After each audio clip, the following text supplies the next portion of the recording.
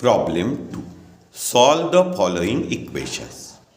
आपल्याला linear equation in one variable दिलेलं आहे आणि याला सॉल्व करून पी ची व्हॅल्यू आपल्याला फाइंड करायची आहे. तर इक्वेशन सॉल्व करण्याचे 4 रूल्स आहे. तर फर्स्ट रूल काय आहे? इक्वेशनला 2 साइड असतात, लेफ्ट हँड साइड आणि राईट हँड साइड. तर इक्वेशनच्या दोन्ही साइडमध्ये एकच नंबर ॲड केला तर इक्वेशन चेंज होत नाही. दुसरा रूल काय आहे? इक्वेशनला 2 साइड असतात, लेफ्ट हँड साइड आणि राईट हँड साइड. तर इक्वेशनच्या दोन्ही साइडमधनं एकच नंबर सबट्रॅक्ट केला तरी इक्वेशन चेंज होत नाही. थर्ड रूल आहे, इक्वेशनच्या दोन्ही साइडला म्हणजे लेफ्ट हँड साइडला आणि राईट हँड साइडला एकाच नंबरनी मल्टिप्लाय केलं तर इक्वेशन चेंज होत नाही. आणि रूल 4 आहे, इक्वेशनच्या दोन्ही साइडला एकाच नंबरनी म्हणजे नॉन झिरो नंबरनी डिवाइड केलं तर इक्वेशन चेंज होत नाही. तर आपल्याला याला सॉल्व करून पी ची व्हॅल्यू फाइंड आउट करायची आहे. आता पी ची व्हॅल्यू फाइंड आउट करायची आहे तर लेफ्ट हँड साइडला -2 ची गरज नाही आहे. तर आता इथून -2 कॅन्सल झालं पाहिजे. तर -2 कशाने कॅन्सल होईल? +2 नी. तर मग आपल्याला काय करावं लागेल? इक्वेशन चेंज नाही झालं पाहिजे म्हणजे +2 आपल्याला दोन्ही साइडला ॲड करावं लागेल. म्हणजे ॲडिंग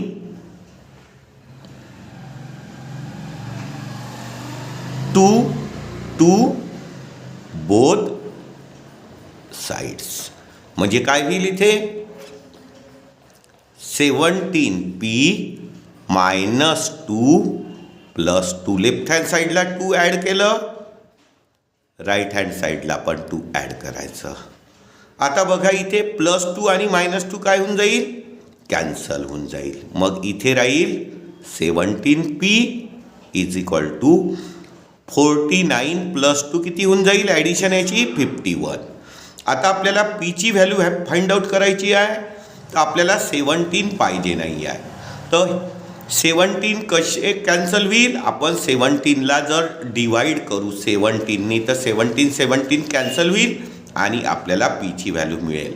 पण इक्वेशन चेंज नाही झालं पाहिजे तर आपल्याला बोथ साइड म्हणजे लेफ्ट हँड साइड आणि राईट हँड साइड दोन्ही साइडला 17नी डिवाइड करावं लागेल. म्हणजे काय लिहावं लागेल?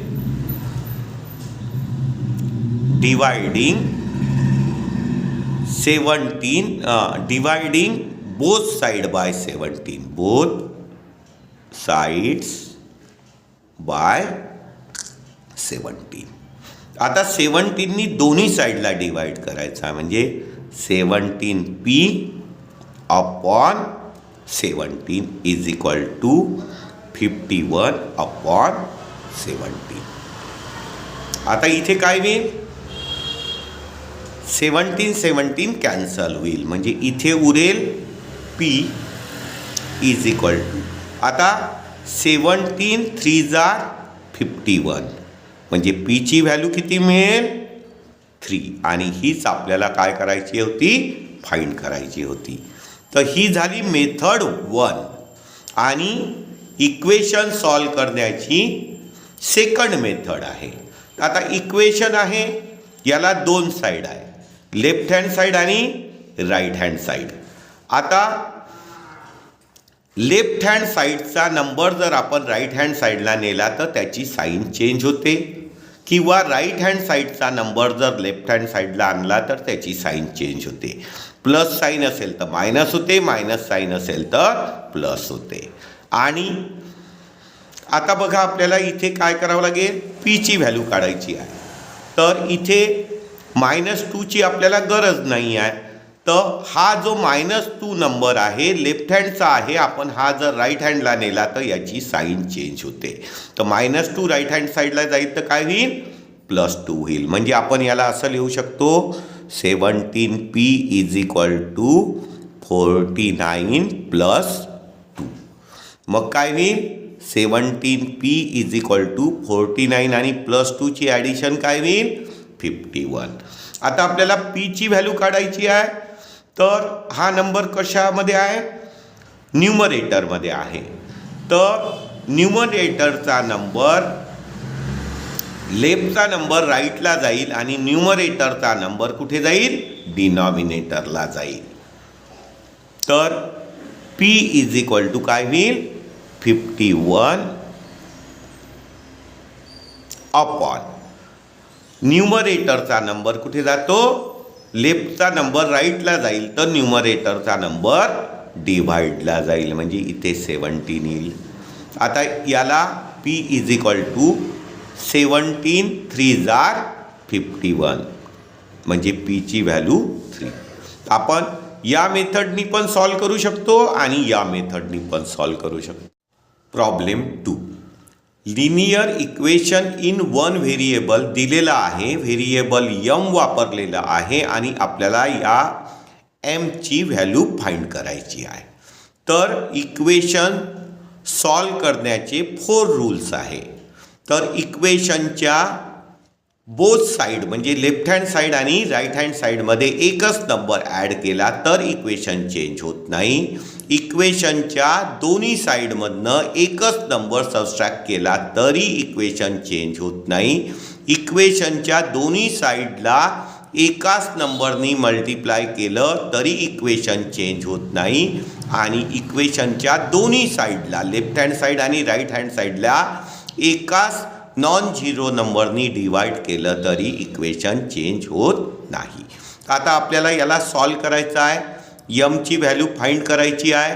तर आता आपल्याला +7ची इथे गरज नाही आहे. आता +7 इथून आपल्याला कॅन्सल करावं लागेल. तर काय करावं लागेल? -7. +7 -7 किती होऊन जाते? 0. तर म्हणून काय करावं लागेल? +7ला कॅन्सल करण्यासाठी -7ची गरज आहे. आणि इक्वेशन चेंज नाही झालं पाहिजे तर आपल्याला काय करावं लागेल? बोथ साईड म्हणजे लेफ्ट हँड साईड आणि राईट हँड साईडमधनं 7 काय करावं लागेल? सबस्ट्रॅक्ट करावं लागेल. म्हणजे काय लिहावं लागेल? सबस्ट्रॅक्टिंग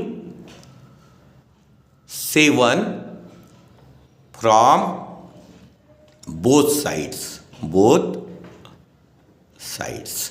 आता बघा 2m + 7 - 7 इज इक्वल टू 9 - 7. आता दोन्ही साईडमधनं आपण काय करत आहे? 7 सबस्ट्रॅक्ट करत आहे. तर +7 आणि -7 काय होऊन जाईल? कॅन्सल होऊन जाईल. म्हणजे इथे किती राहील? 2m इज इक्वल टू 9 - 7 याचं सबस्ट्रॅक्शन येऊन जाईल 2.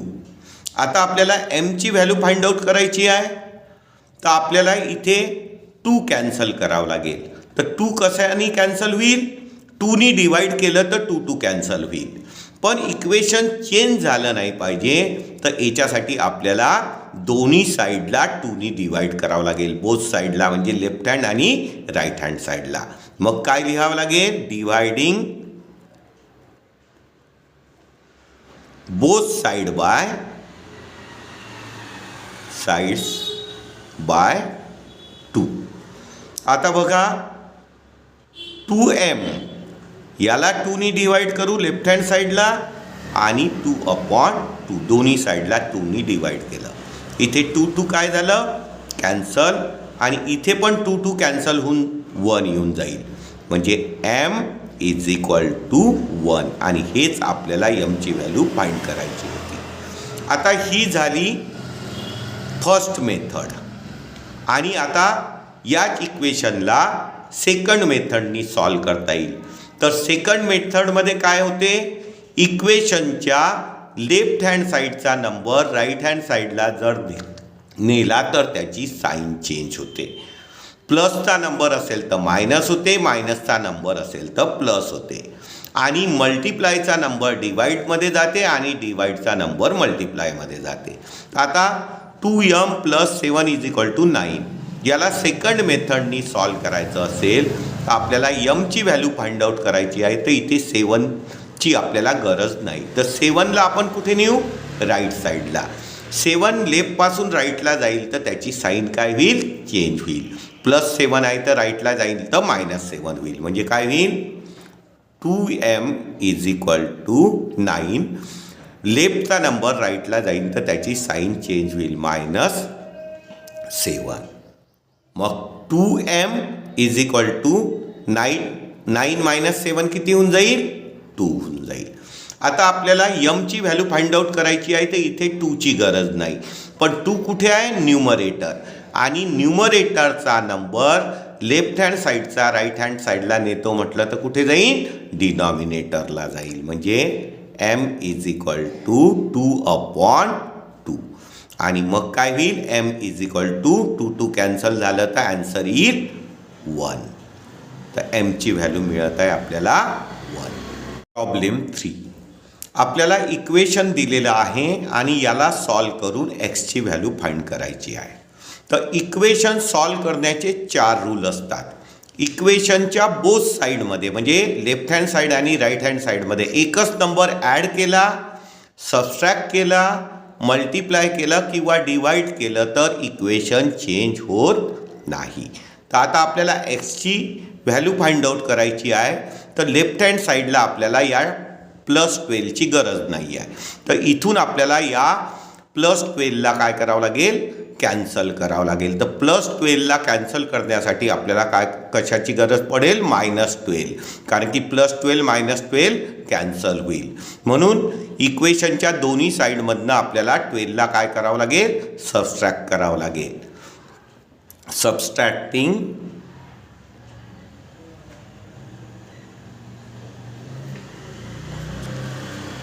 12 फ्रॉम बोथ साइड्स. आता इथे काय होईल? 3x + 12 - 12 is equal to 2x - 4 - 12. आता लेफ्ट हँड साईड आणि राईट हँड साईडमधनं आपण 12 काय करत आहे? सबस्ट्रॅक्ट करत आहे. तर 12 आणि -12 काय होऊन जाईल? कॅन्सल होऊन जाईल. म्हणजे इथे राहील 3x is equal to 2x. आणि इथे बघा दोन्ही नंबर्स आहे, साईन कशा आहे? सेम. साईन जर सेम असेल तर ॲडिशन होते. प्लसची ॲडिशन प्लसमध्ये, मायनसची ॲडिशन मायनसमध्ये. तर -4 आणि -12ची ॲडिशन होऊन जाईल -16. आता आपल्याला एक्सची व्हॅल्यू फाइंड आउट करायची आहे. तर राईट हँड साईडला 2xची आपल्याला गरज नाही आहे. तर राईट हँड साईडला 2x आपल्याला काय करावं लागेल? कॅन्सल करावं लागेल. म्हणजे रिमूव्ह करावं लागेल. तर 2x कशाने कॅन्सल होईल? -2xनी कॅन्सल होईल. तर इक्वेशन चेंज नाही झालं पाहिजे याच्यासाठी आपल्याला काय करावं लागेल? 2xनी सबस्ट्रॅक्ट करावं लागेल दोन्ही साईडमधनं. म्हणजे सबस्ट्रॅक्टिंग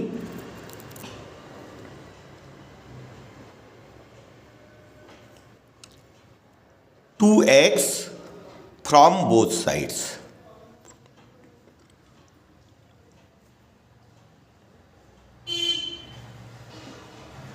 आता बघा 3x मधनं 2x सबस्ट्रॅक्ट करा. 3x - 2x is equal to 2x - 16 - 2x. म्हणजे आपण लेफ्ट हँड साईड आणि राईट हँड साईडमधनं काय करत आहे? 2x सबस्ट्रॅक्ट करत आहे. तर 3x - 2xचं सबस्ट्रॅक्शन येऊन जाईल x इज इक्वल टू, इथे काय होईल? 2x आणि -2x कॅन्सल होऊन जाईल आणि इथे येईल -16. म्हणजे आपल्याला एक्सची व्हॅल्यू किती मिळाली? -16 मिळाली. आता आपल्याला सेकंड मेथडनी हेच इक्वेशन सॉल्व करता येईल. आता सेकंड मेथडनी हे इक्वेशन सॉल्व करायचं तर आपल्याला काय करावं लागेल? एक्सच्या टर्म एका साईडला आणावं लागेल आणि कॉन्स्टंट नंबर एका साईडला न्यावं लागेल. म्हणजे आपण काय करू? एक्सच्या टर्म लेफ्ट हँड साईडला आणू आणि कॉन्स्टंट नंबर राईट हँड साईडला नेऊ. तर आता इक्वेशनच्या लेफ्टचा नंबर राईटला जातो तर त्याची साईन चेंज होते आणि राईटचा नंबर लेफ्टला आणलो तेव्हा त्याची साईन चेंज होते.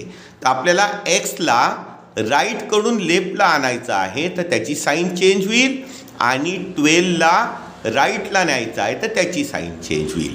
म्हणजे एक्सच्या टर्म आपण लेफ्ट साईडला आणत आहे. म्हणजे 3x. आता 2xला आपण राईटकडनं लेफ्टला आणू तर राईटचा नंबर लेफ्टला येईल तर त्याची साईन चेंज होईल. म्हणजे -2x होईल. तसंच इकडे आहे -4 आणि +12 हा लेफ्टला आहे तर लेफ्टचा नंबर राईटला जाईल तर त्याची साईन चेंज होईल. तर +12 राईट हँड साईडला जाईल तर काय होईल -12. आता 3x आणि -2x याचं सबस्ट्रॅक्शन 3x - 2x किती होऊन जाईल x होऊन जाईल. आणि इथे दोन्ही नंबरची साईन कशी आहे सेम. साईन सेम असेल तर ॲडिशन होते. प्लसची ॲडिशन प्लसमध्ये मायनसची ॲडिशन मायनसमध्ये. तर -4 आणि -12 किती होऊन जाईल -16. म्हणजे एक्सची व्हॅल्यू आपल्याला मिळेल -16. प्रॉब्लेम 4. आपल्याला इक्वेशन दिलेलं आहे सॉल्व करून एक्सची व्हॅल्यू फाइंड करायची आहे. तर आपल्याला काय करावं लागेल 5नी या ब्रॅकेटला मल्टिप्लाय करावं लागेल आणि 3नी या ब्रॅकेटला.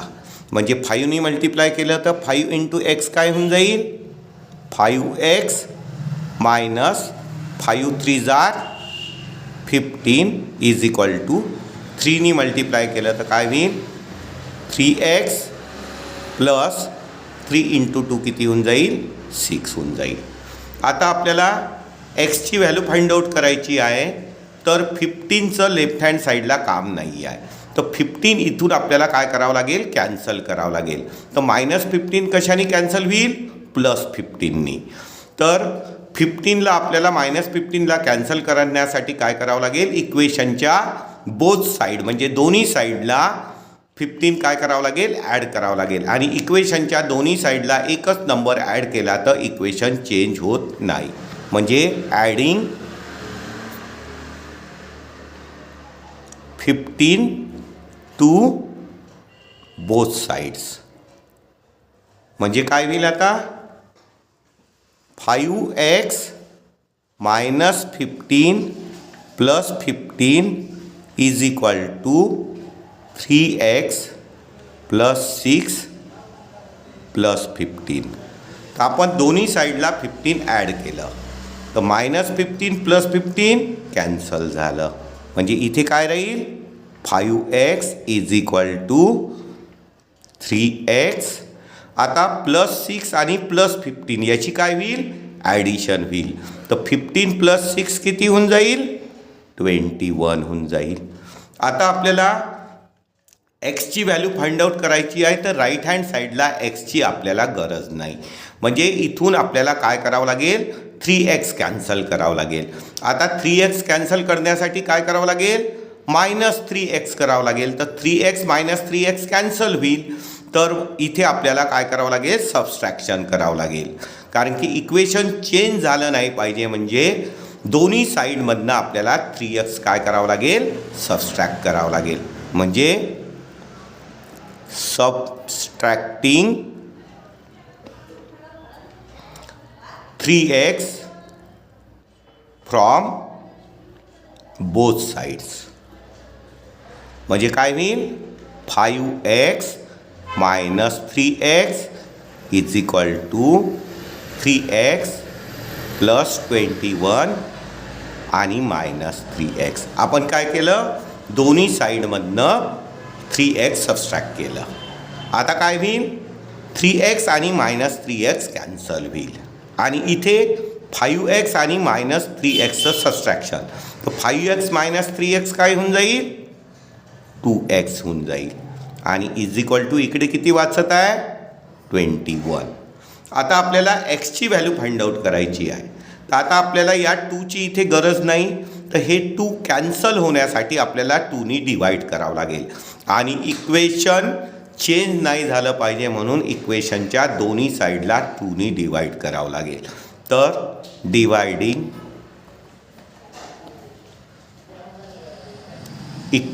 Dividing both side by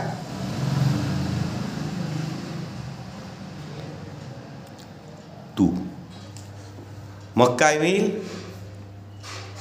2x/2 = 21/2.